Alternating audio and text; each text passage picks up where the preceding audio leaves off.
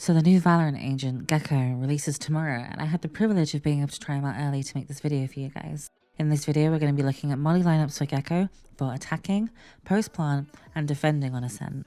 Before we start with the lineups, I would like to preface this video by saying that you shouldn't, as a player, rely on these lineups, particularly the post-plant ones as Gekko, because he is an initiator, and his strength lies in gathering info and flashing the enemy, so please try not to play him like a sentinel. I just want to highlight a lot of the lineups that you can utilize in certain situations, not necessarily lineups that you rely on.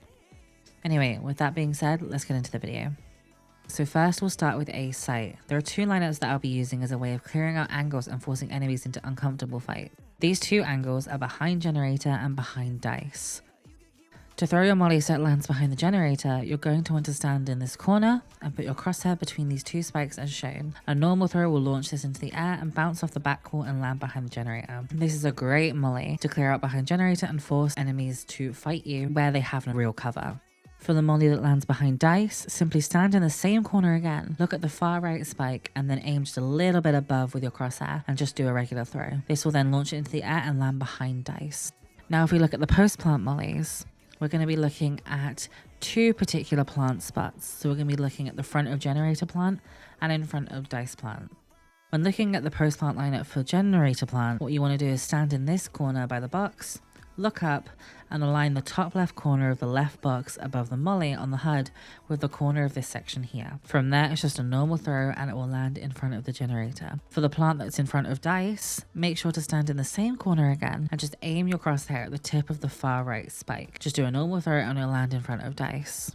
Now moving on to the B site.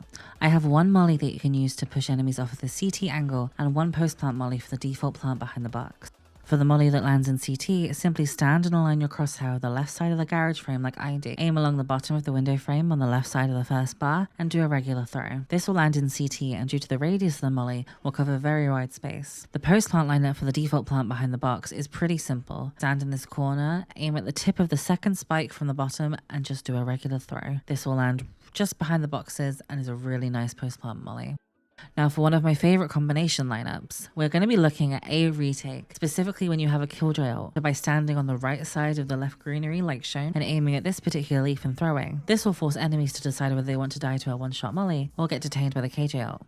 That sums up all of the molly lineups that I believe are essential for Gekko on ASCENT. If you enjoyed the video or found it helpful, please remember to leave a like and subscribe as it helps me out tremendously. And let me know what map you would like to see next. I also stream live on Twitch, so go ahead and follow me over there. Have a great day, remember to stay safe, stay hydrated, and stay healthy.